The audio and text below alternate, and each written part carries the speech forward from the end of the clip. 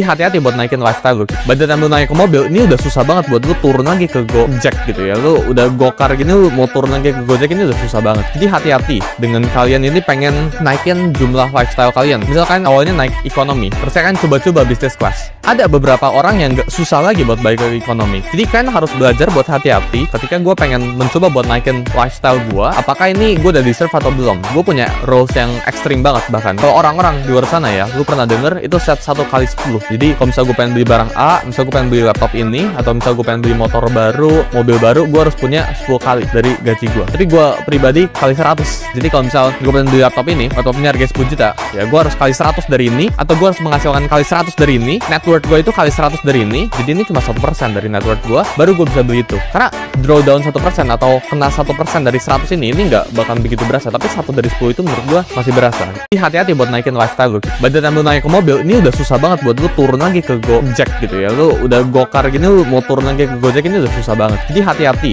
dengan kalian ini pengen naikin jumlah lifestyle kalian. Misalkan awalnya naik ekonomi, terus saya kan coba-coba business class. Ada beberapa orang yang gak susah lagi buat balik ke ekonomi. Jadi kalian harus belajar buat hati-hati ketika gue pengen mencoba buat naikin lifestyle gue. Apakah ini gue udah deserve atau belum? Gue punya rules yang ekstrim banget bahkan. Kalau orang-orang di luar sana ya, lu pernah denger itu set 1x10. Jadi kalau misalnya gue pengen beli barang A, misalnya gue pengen beli laptop ini, atau misalnya gue pengen beli motor baru, mobil baru, gue harus punya 10 kali dari gaji gue. Tapi gue pribadi kali 100. Jadi kalau misalnya gue pengen beli laptop ini, laptopnya harga 10 juta, ya gue harus kali 100 dari ini, atau gue harus menghasilkan kali 100 dari ini, net worth gue itu kali 100 dari ini, jadi ini cuma 1% dari net worth gue, baru gue bisa beli itu. Karena drawdown 1% atau kena 1% dari 100 ini nggak bakal begitu berasa, tapi 1 dari 10 itu menurut gue masih berasa.